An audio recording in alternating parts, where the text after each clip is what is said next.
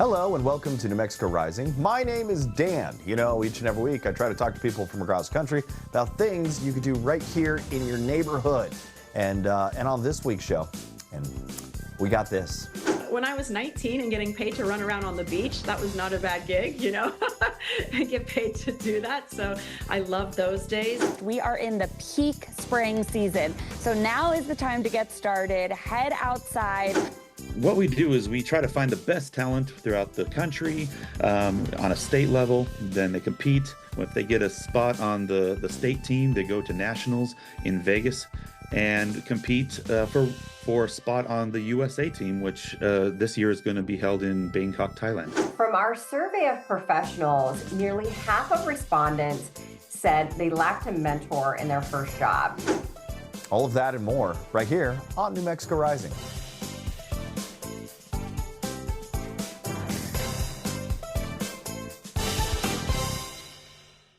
Spring is finally here, and for many of us, that means getting outside and giving our homes a fresh new feel. Catherine Moots from the Home Depot joins us with some easy ways to refresh your space and helpful tips for getting started. Hi, Catherine. Hi, Abby. Thanks for having me. Can you tell us about the survey and what it says about spring projects? Yes, absolutely. So the Home Depot recently unveiled some new data based on our What Are You Working On Spring Project report, which was a deep dive on what are the top spring projects that people are tackling across all 50 states. We found that 66% of people cure their spring fever by completing spring projects. 52% are focusing on mulch and adding to or refreshing their garden beds. And 62% plan to grill year round and really use spring as a time to kind of freshen up and stock up on all of their grilling supplies. So we took all of this information and put it in an interactive map, complete with expert advice, project guides, product recommendations, and just kind of are using it as a one-stop shop for our customers to go for all of their spring project inspiration. And when is the best time to start projects?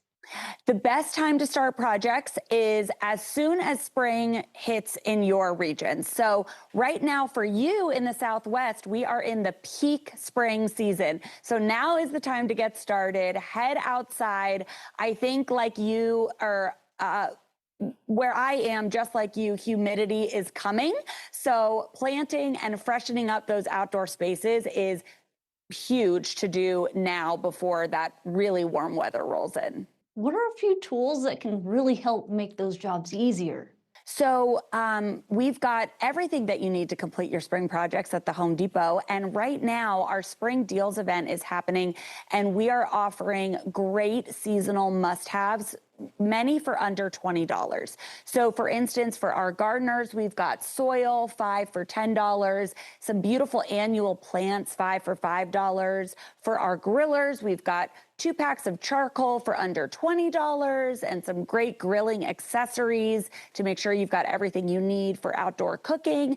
And then for just hosting in general in the springtime, we've got throw pillows for outdoor, some beautiful Hampton-based string lights, and a great deal on pavers, 4 for $1. And where can people go to learn more or find project ideas? So you can go to projects.homedepot.com/map to check out that map I was talking about and click into different regions to find out what's trending and how you can complete those same projects.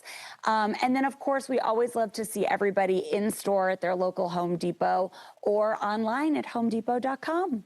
Great tips there. Thanks for joining us today, Catherine. Thank you for having me.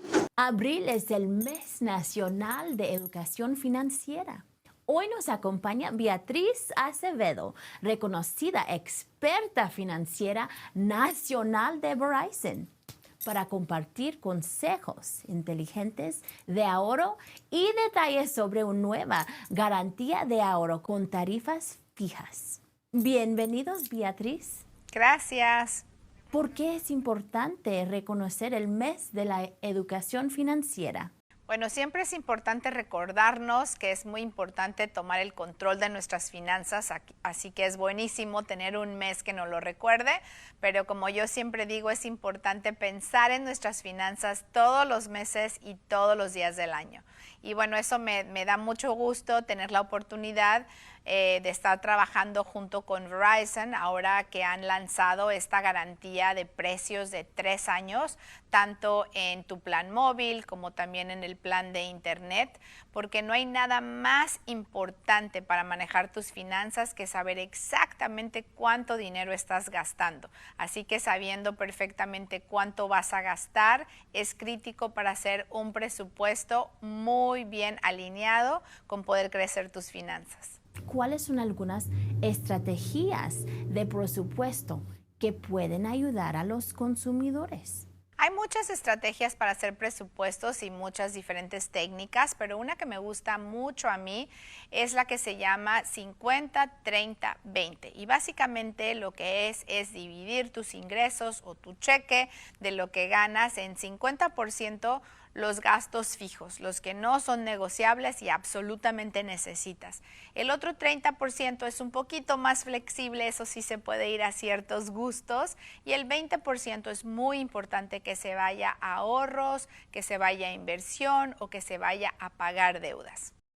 ¿Puedes compartir un consejo clave para manejar mejor el dinero? Sí, claro, algo muy importante es que no tengas sorpresas, ¿no? Al final del mes digas, ¿a dónde se fue mi dinero?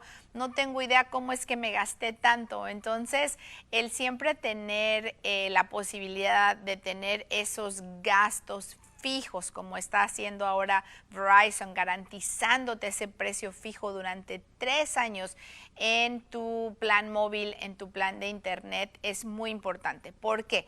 Porque puedes también automatizar esos pagos. Entonces, el que nunca estés tarde también te ayuda mucho a construir y aumentar tu puntaje crediticio, así que eso es muy importante.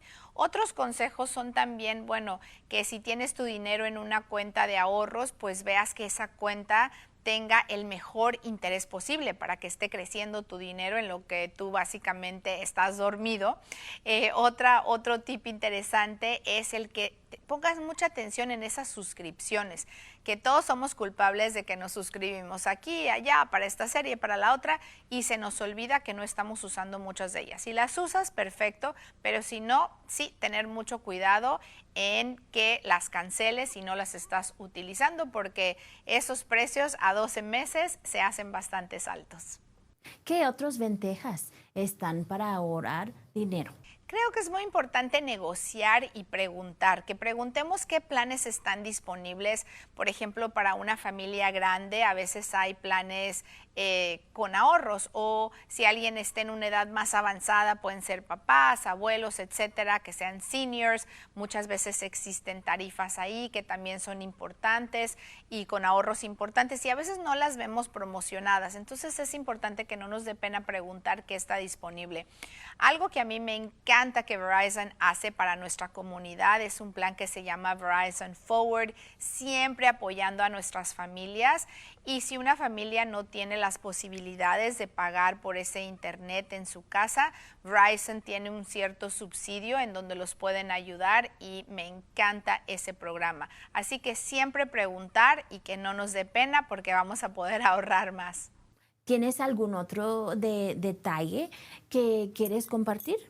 Sí, me encanta el que este nuevo plan de la tarifa fija de Verizon por 3 años no solamente es para nuevos clientes, sino para clientes actuales. Entonces es súper importante que todo el mundo tome ventaja de esto, no solo clientes nuevos, sino clientes actuales. Y algo importante para recordarles es que si tú haces un upgrade en ese plan, entonces esos 3 años se pueden volver a alargar. Entonces un plan de 3 se puede convertir en 6, etcétera. Así que es una ventaja muy, muy importante que espero que todo el mundo tome provecho de ella. ¿Dónde podemos encontrar más información? Para más información pueden llamar a 1-800-VERIZON o ir al sitio web que es verizon.com. Ahí pueden encontrar todos estos planes de los que hemos estado hablando, pero también más consejos y más recursos de educación financiera, de ahorros, de cómo crecer su dinero. Muchas gracias, Beatriz. Muchas gracias. All right, he's the guy that's making karaoke dreams come true. One note at a time. All right, I know that's cheesy, but Josh Villano is New Mexico's state director for the Karaoke World Championships. And if you've ever belted out a power ballad in a bar and thought, maybe I could take this to Vegas, well, you actually can. From local spotlight to the world stage in Bangkok. This competition is the real deal, so let's welcome him to the show and find out more about it. Joshua Villano, welcome to the show, man. How are you? Good, good. Thanks for having me. All right, let's start with the big picture. It's the Karaoke World Championships. How does someone from New Mexico end up like on a global stage in Bangkok, and what's the process of us getting there? Well, KWC is one of the longest running karaoke world championships, around.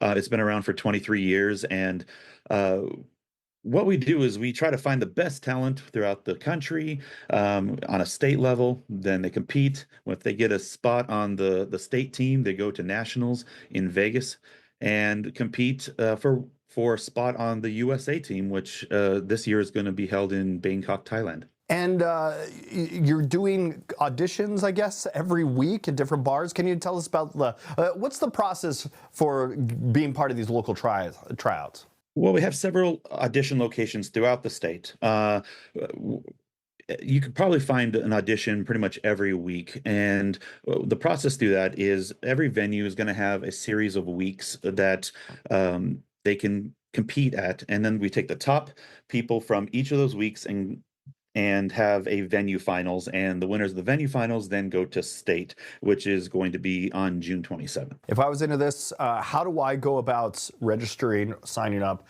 so that I can compete in this competition here? So there's many ways you can do that. To sign up, you have to go to kwcusa.org.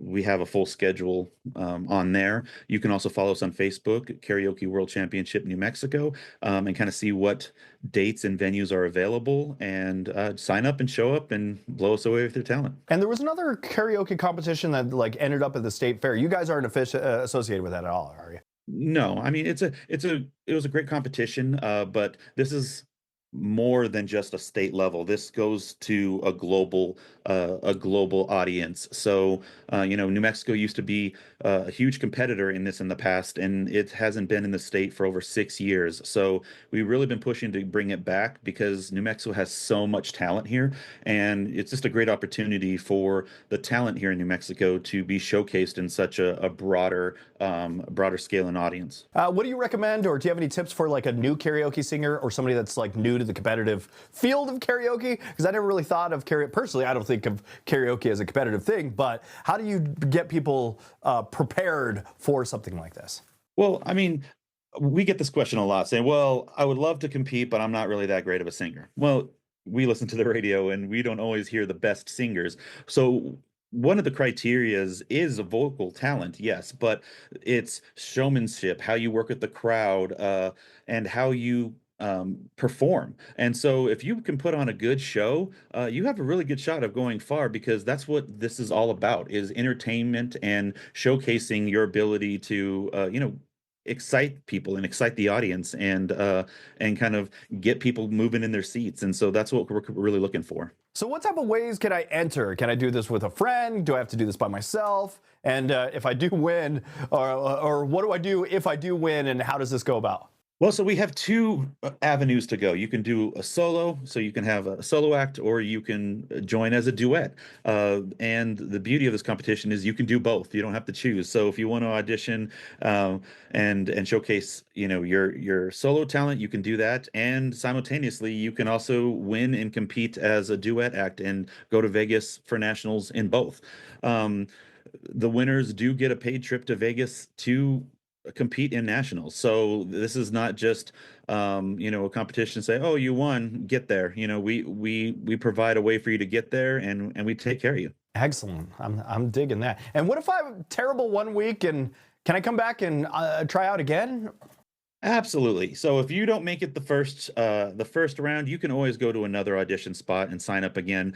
I the last time this competition was here was in 2019, and I actually won state and went to Vegas to represent New Mexico at nationals. And I went through a couple venues first, and I didn't qualify. So I went to a third, and I was able to qualify, and I ended up winning state. So yeah, we just love for people to try out. Song choice is huge, and just have a good time, and just don't get discouraged because you just have to find the right mix, and you can go pretty far in this competition. All right, one more time, where can we go for more information and find out the venues that I could audition or be part of these tryouts and maybe find out more about the competition?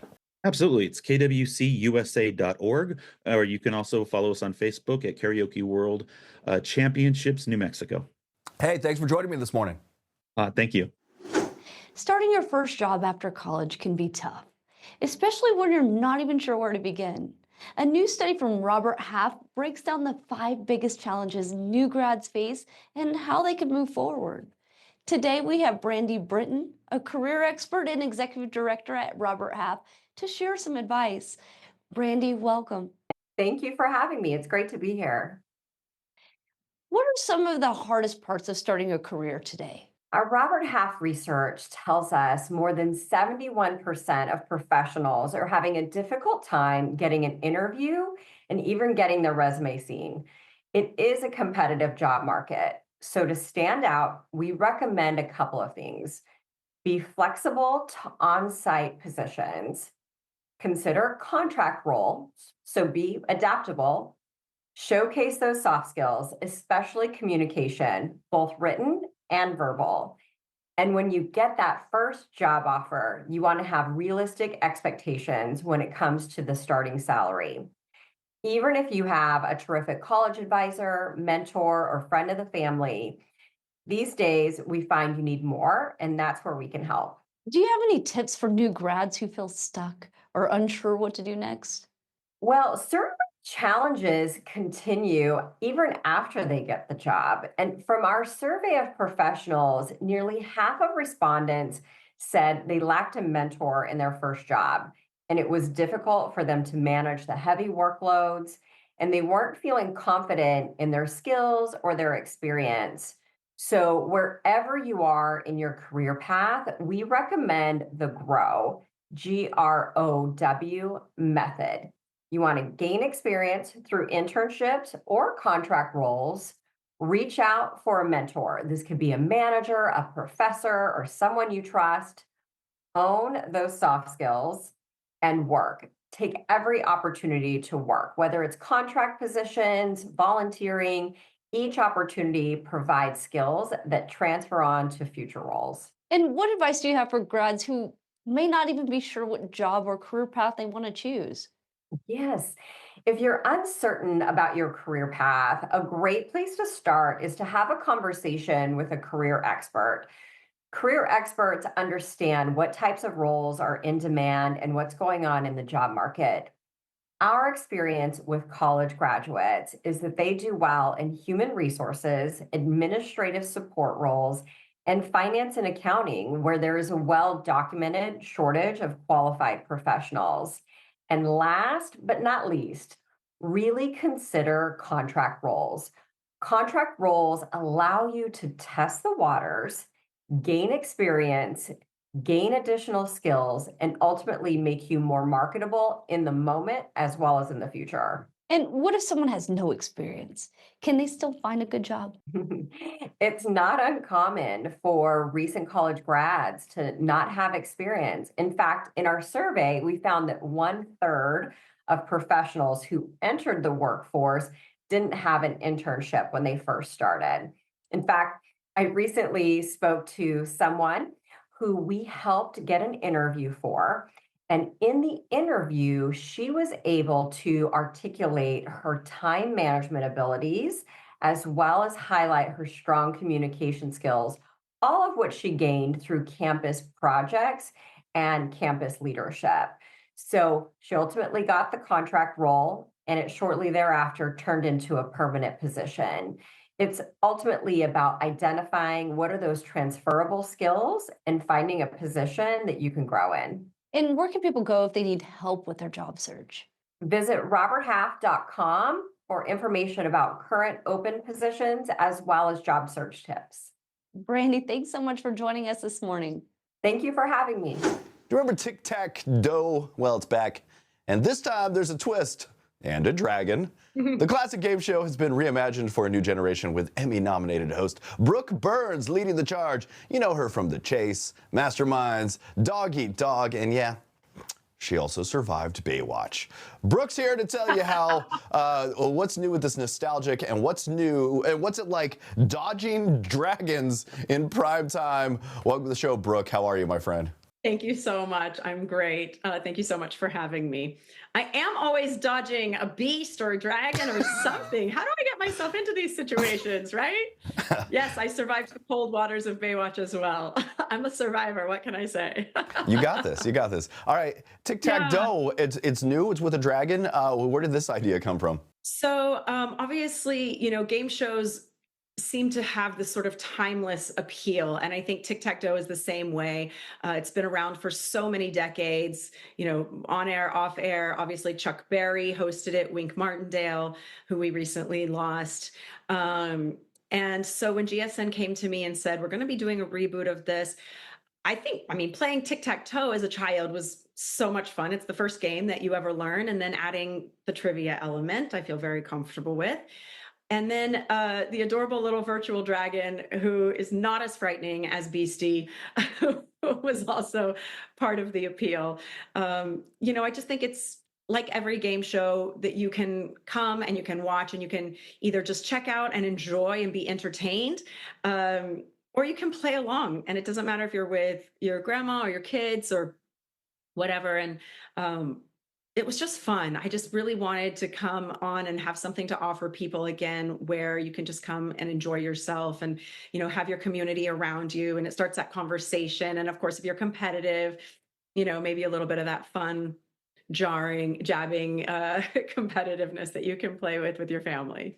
I was just showing my producer here photos of me and Wink Martindale from 2013. I did some promos with him. Can I see one? I'm dressed up. I'll show him now. I'm dressed up like a bellhop. Me and Wink are hanging out on set. So we did some promos together for real. So it was cool working with him. Amazing. Did you ever get to meet him or work with him in the past? Or? I did. He actually came to the set of The Chase, and I was so excited and honored that he came. And when he came out on stage and we were hanging out and speaking and stuff, I just really, when he has that true essence, that true authenticity, where you're like, of course he's a game show. He's like everybody's best friend. You just feel like you could reach through the TV and you knew him, like you could have him over to your house and have a cup of coffee. That's exactly how he is. And he was just so gracious, kind. And I only wish that somebody could have said right then, hey, Wink, she's going to be hosting Tic-Tac-Dough in 10 years. And then us had that moment to share together.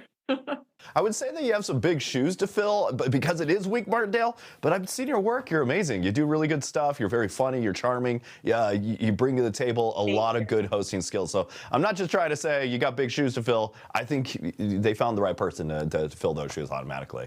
So much. I am going to try and honor him with this. So how does hosting this compare to some of the other stuff that you have done in the past? Good question. They're all a little bit different in their own way, but this one was really, I think, a more intimate set for me, just because there's only 2 contestants. So I love people, and I feel like I got to spend a little more time with the contestants, which I really enjoyed. And not so much pressure. The Beastie's not breathing down my neck. The speed rounds are not really about me being perfect and fast, more about can they, get away from the dragon. So I just really enjoyed myself. I kind of felt like I could let my hair down on this one a little bit. And I think it shows. And you've had a pretty cool career, like from acting to hosting. And what's your favorite gig? Does anything come to light, or does this top the list, I guess? That's such a hard question to answer. I mean, when I was 19 and getting paid to run around on the beach, that was not a bad gig, I get paid to do that. So I love those days. Hosting my very first show, Dog Eat Dog, was a real joy of mine just because I love competition. And I think that's where I fell in love with game and reality and hosting in and of itself. And so that leading, to all of these other shows, I'm obviously incredibly proud of The Chase. Working with Beastie and getting nominated for an Emmy for that was pretty exciting. I brought my mom and dad out to come to the Emmys with me. And so, I think it's just all of them really, because I think if I asked my 10-year-old self, I thought I was going to be a ballet teacher and have 6 kids and never leave Texas. So I just love what I get to do. And especially now if I'm flying on an airplane and somebody asks me like, what do you do for a living? There's no better answer than I'm a game show host. People can't believe it. They're like, is that a joke? I'm like, no, it's for real. How good are you at trivia? Have you like absorbed any of this, or is it? Oh my gosh, I thought you were asking like if I would ask those people. Yes, I ask people trivia all day in my everyday life. No, I'm not great at trivia. I feel like under pressure, I totally panic. And if somebody asked me my daughter's middle name, that I would be like, oh, buzzer. I'm in the same boat. I can't come up with names. I can't come up with words, but I'm great at trivia because all of a sudden my brain will find it. But there are those moments that I know exactly what I'm talking about and I just can't find the words. But all right. I've had those few moments where something pops into my head and Beastie doesn't know it, then I feel really good about myself. When you battle the Beastie and win, I love it. That's a bar to beat. All right, you can check out Tic-Tac-Doe. It's weeknights on Game Show Network. Brooke Burns, thanks for hanging out with me. Thank you so much. And that's it for New Mexico Rising. I want to thank you for tuning in and checking out the show. If you actually want to be on the show, just email me. That's newmexicorising@gmail.com. Follow us on social media. We're on Facebook. We're on Instagram. We also have a website, newmexicorising.com. And we have a YouTube channel. Check it out at NM Rising. And until next week, that was New Mexico Rising.